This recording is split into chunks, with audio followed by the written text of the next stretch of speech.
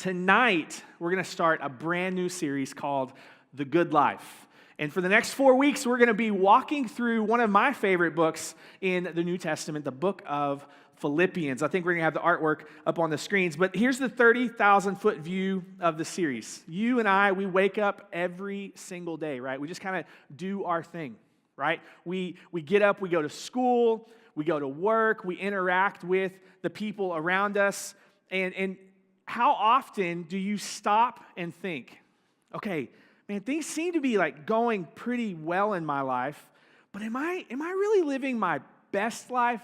Am I really living the good life?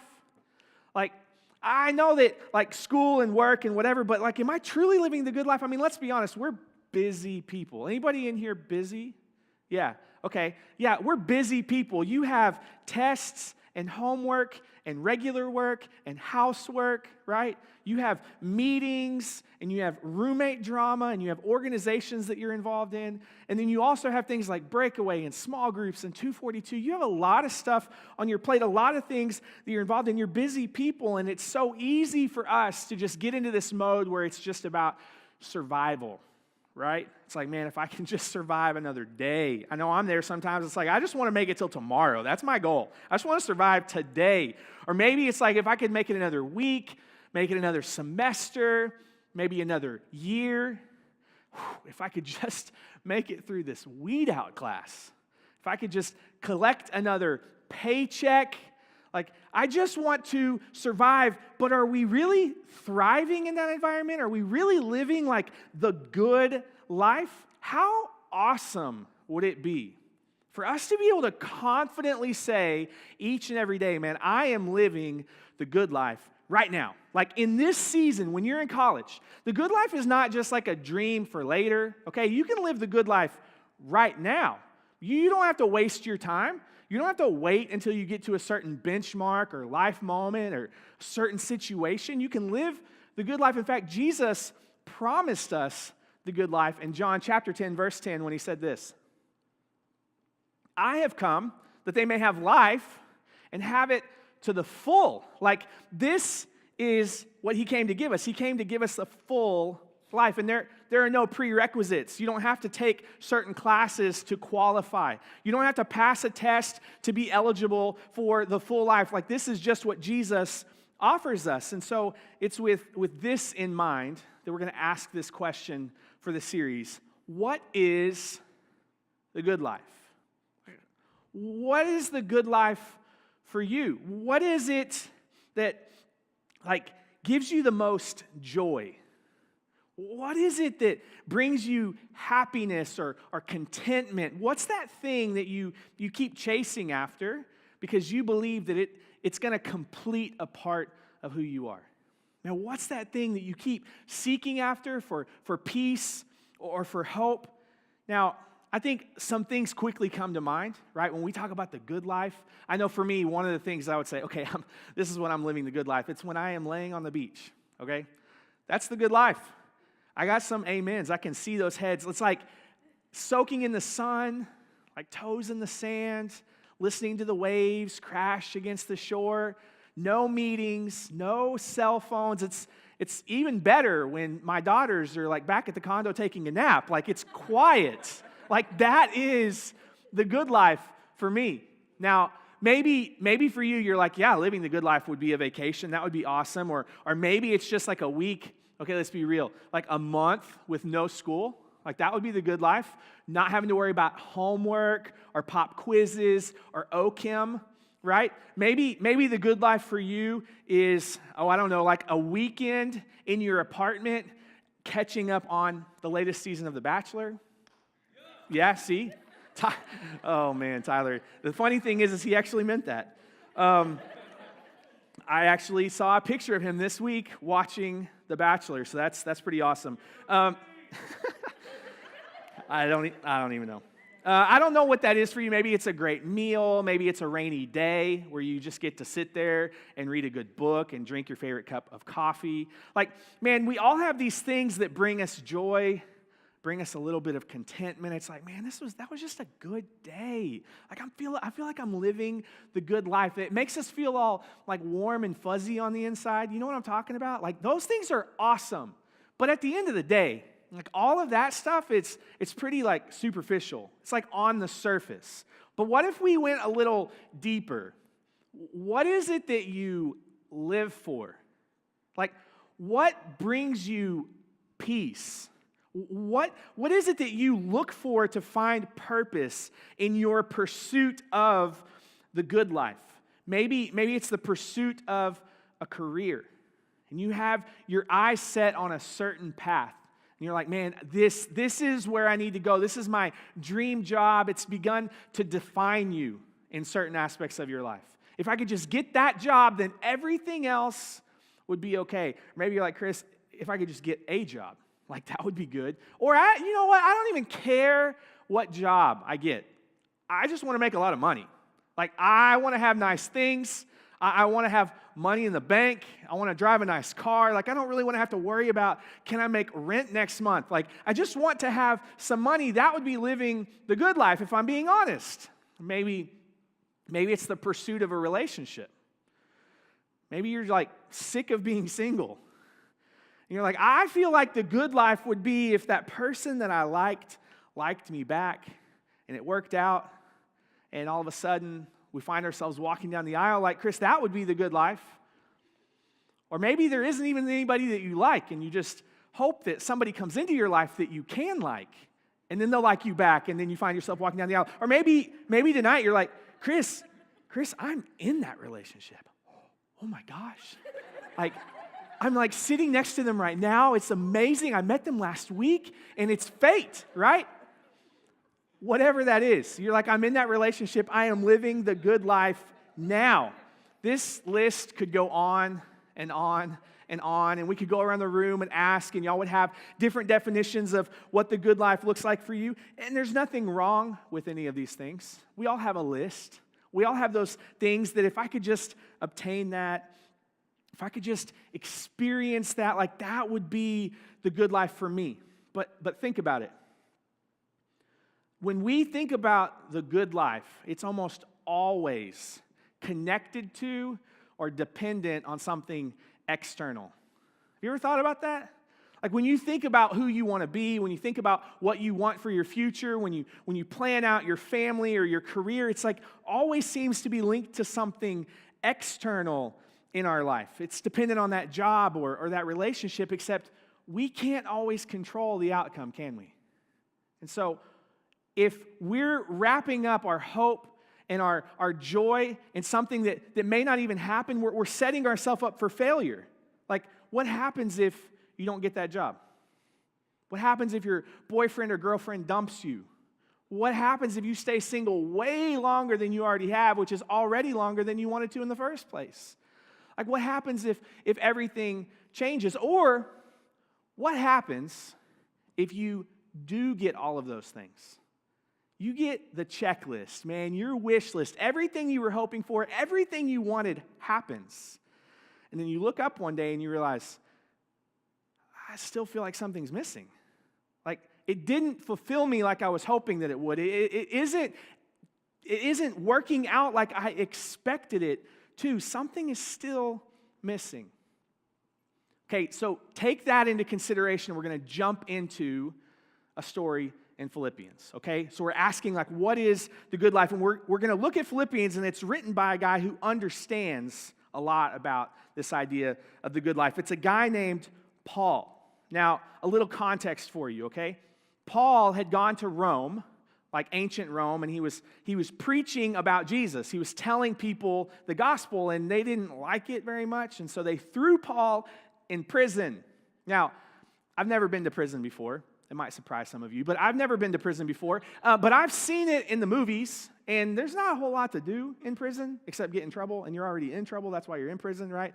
There's not a lot to do. They let you out like once a day for like an hour to go out and shoot hoops or work out in the yard, right? But the rest of the time, you're just in your cell, and so I imagine Paul is probably bored at times. And so he starts to write this letter to his friends in Philippi. Now, these were Paul's homies, okay? These were his pals. They loved each other. Paul was there when they started the first church in Philippi. And so when Paul's friends hear that Paul had got put in prison, obviously they were concerned. They were worried for Paul. And so they sent their pastor from Philippi, Epaphroditus. Name your first kid that, okay? It'll get everyone's attention. It'll make the list of weirdest names. Did y'all see? Totally sidetracked. Did y'all see the list KBTX put out? Like they didn't call it weirdest names because that's just rude because they were born in Bryan College Station. But like the most interesting names of 2018, go look it up. Do yourself a favor. It started with like the most popular names, but then of course they put like all the funny ones at the bottom. If you're named one of the names on the list, that's great. Awesome. Anyway, Epaphroditus, okay? So Epaphroditus comes to Rome, and Philippi sent Epaphroditus with some money for Paul, hoping that it would make his stay in prison a little bit nicer. And so Epaphroditus shows up, and he visits with Paul for a while. And eventually comes the time for Epaphroditus to go back to Philippi. But before he leaves, Paul says, hey, I want to write this letter. I want you to take it to my friends in Philippi. So he wrote this letter initially to thank them. They're his friends, and they sent him a lot of money. So he wrote to thank them for their gifts. But he also wrote to encourage them. Because while Epaphroditus was in Philippi, he told Paul some stories. He let him in on all the juicy gossip that was happening in Philippi, and Paul began to discover things weren't going that great with his friends. They were struggling. Like they were having a hard time really focusing and locking in and living the good life. And so Paul wants to encourage them, but think about this. Paul's in prison. Like first world problems versus third world problems, right? They had the first world problems, and he's writing to encourage them sitting in a jail cell. Like we're talking real prison, like cold, wet, dark, gross. He's like chained to a jailer 24/7. No privacy, no solitude. So and in that space that Paul writes these words, we're going to pick it up in Philippians chapter 1, starting in verse 3. It says, every time I think of you, I give thanks to my God. Whenever I pray, I make my requests for all of you with joy, for you have been my partners in spreading the good news about Christ from the time that you first heard it until now. And I am certain that God, who began the good work within you, will continue his work until it is finally finished on the day when Christ Jesus returns. So what is this good work that Paul is talking about? Well, it's really two parts, okay? This is what we believe about the gospel. God sent Jesus for me. God sent Jesus for you, right? We suck. We're broken, we fall short, and God desired so much to have a relationship with me and with you that he sent his son, Jesus, to earth to take my place, to take your place, and be the sacrifice for our sin. That's the work of the cross. That's the gospel. But that work didn't end at the cross. That work continues in our life. And so when you and I step into a relationship with God, when we accept grace into our story, when we begin to understand that the cross was for us, God begins to do a good work in our life. And it begins to transform us from the inside out. You could say it like this: God sent Jesus to save us and to change us. So Paul, sitting in this jail cell, is writing to his friends, and he says, hey, don't forget this. Don't forget what it looks like to live a life transformed by Jesus. Like, I want to remind you, friends, people of Philippi, your salvation leads to transformation. Like, God is doing something on the inside of you, and the same is true for you and I. Every day we're pursuing a relationship with Jesus, something is happening on the inside of us. We're being transformed. We're being moved more and more towards who Jesus is. But that process, that transformation, takes time and it's hard, which can be really, really frustrating, right? I mean, let's be real. We like things easy and we like things fast. We want our internet to be fast. We want our food to be fast.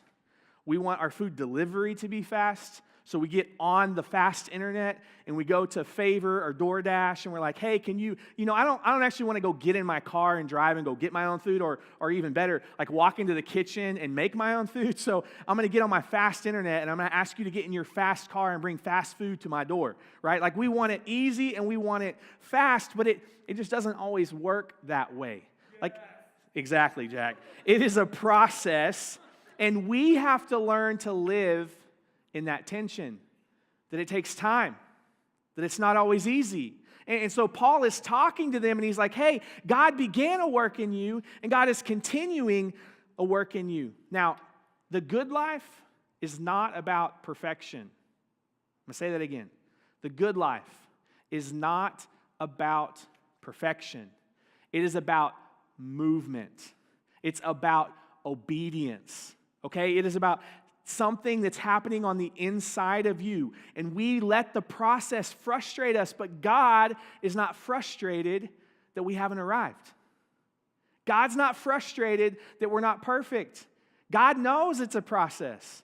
Paul said it. He said he began the work and he's continuing the work. It's a process. And so you and I are the ones that need to get on the same page with God because God's not frustrated with us. So we shouldn't be frustrated in the process. And then Paul begins to pray for his friends. In verse 9, it says this, I pray that your love will overflow more and more, and that you will keep on growing in knowledge and understanding. For I want you to understand what really matters so that you may live pure and blameless lives until the day of Christ's return. May you always be filled with the fruit of your salvation, the righteous character produced in your life by Jesus Christ. For this will bring much glory and praise to God. This word knowledge, he says, I want you to grow in your knowledge and understanding. This word knowledge in the original text, it wasn't talking about knowing something. It was talking about knowing someone. It's like Paul is saying, hey, your growth should be rooted in your understanding of who God is. Then it begins to produce fruit in your life. And then Jesus talks about the fruit that it begins to produce in John chapter 13, verse 34. So now I am giving you a new commandment. Love each other. Just as I have loved you, you should love each other. Paul and Jesus are tag teaming here. Paul says, hey, I pray that you would grow in your knowledge and your understanding. Like, you're my friends, and I know that it's hard, and my biggest hope for you is that you would grow in your understanding and your knowledge, and that would begin to impact your life, and it would begin to produce fruit in your life. And then Jesus steps in and he says, hey, the fruit that I want to produce, you know about my love for you.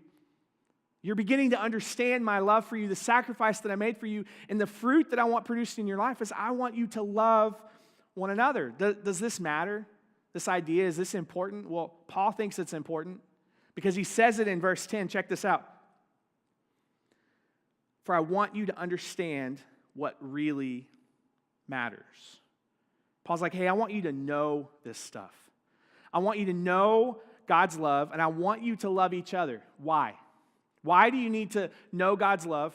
Why do you need to love each other? Because it's in this space that you begin to understand what really matters. And how amazing would it be for you to walk through college knowing what really matters? For you to know what really matters in your relationships. For you to know what really matters in your job. For you to know what really matters with your roommates. For you to know what really matters with your family. For you to know what really matters in your faith. For you to know what to invest your time and energy into. For you to know what to say yes to and what to say no to know what really matters. I love that Paul starts his letter. At the very beginning of Philippians, he's praying for them. He's like, this is my hope for you. He's like, I know that you're trying to figure this out. I know that as you're in this process, as you're working towards figuring out what it looks like to follow Jesus, like I know that it can be frustrating. I know that it can be hard. I know it's not easy, but don't lose sight in the middle of all of that, in the middle of your busyness, everything you have on your plate, all of the things that other people say are important or matters, don't lose sight of what really matters. It's a process. It's about loving God and loving people. It isn't about perfection. It isn't about arriving. It isn't about that boy or that girl. The good life, the God life, is not about your status or your influence. What really matters is, do you know God's love, and are you loving the people around you? It's at this point that Paul begins to transition in his letter, and he starts talking about his time in prison. Now, it makes sense. Like if I was writing a letter to you and I was in prison, I would probably talk about the fact that I'm in prison and tell you what's happening, right? It just makes sense. And so in verse 12, it starts like this. And I want you to know, my dear brothers and sisters, that everything that has happened to me here has helped to spread the good news. For everyone here, including the whole palace guard, knows that I am in chains because of Christ. And because of my imprisonment, most of the believers here have gained confidence and boldly speak God's message without fear. Paul has tapped into something. Now, his circumstances suck. That has already been established, right? He's in prison, but he begins to understand that the good life is not about his current circumstances. The good life is not about his current reality. So he's able to encourage his friends and say, hey, it's okay. Even though I'm in chains, God is still moving.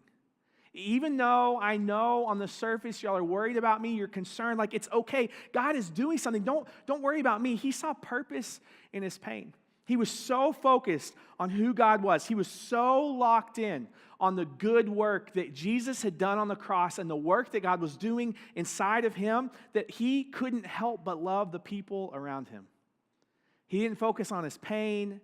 He didn't focus on his suffering. He only focused on loving God and loving the people around him because he understood that that's what the good life was, and he knew what really mattered. And so it's with this heart, with this singular focus, Paul is sitting in prison, and he's waiting to find out, are they going to release me or are they going to execute me? That he writes this in Philippians 1:21. For me, to live is Christ, and to die is gain. Now, he wasn't speaking in riddles. He wasn't speaking metaphorically. He's saying, hey, you want to talk about the good life? If they let me live, it's all about Jesus. To live is Christ. Man, I am all in on this good work for the good life. But even if that doesn't happen, even if everything around me is crashing and burning, that's okay too. Because the good life, the God life is not based on today. It's about something bigger than what I'm walking through. It's about something higher than my current reality. And so he says with confidence, to live is Christ and to die is gain. This letter wasn't written by a man that was crazy. It wasn't written by a man with a death wish. It was written by someone that was confident that Jesus was who he said that he was. He was confident in the work of the cross and the good work that God was doing inside of Paul, and he knew that the good life was bigger than what he was walking through. And so he ends this thought. He ends the first chapter of Philippians in verse 27 by saying this: conduct yourselves in a manner worthy of the good news about Christ. That is the good life. It's not based on what you're walking through. It's not based on who you're dating. It's not based on your career path. It's not based on how you feel. The good life is based on who you're becoming. That's the good life that God intends for you. So live that life. We're going to talk more about that life next week. Let's pray.